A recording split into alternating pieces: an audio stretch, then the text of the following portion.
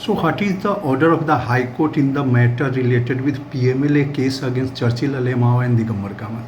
So the Honorable High Court has today set and quashed and set aside the order taking cognizance, which is in the year, I will just inform you, which was dated 21/7/2018. Our main grievance and ground of challenge was with reference to that there was no sanction taken by the government authorities, as both of them were government servants at that point of time, and that was our main ground of challenging the order of cognizance.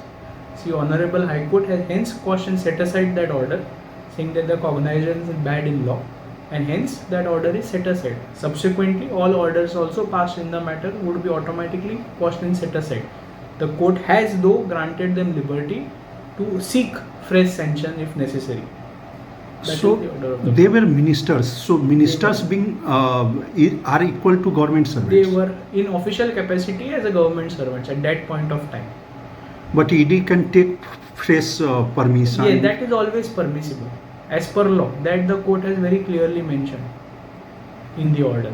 As the order is also, judgment is passed today. The same is already outside and uploaded on the court side.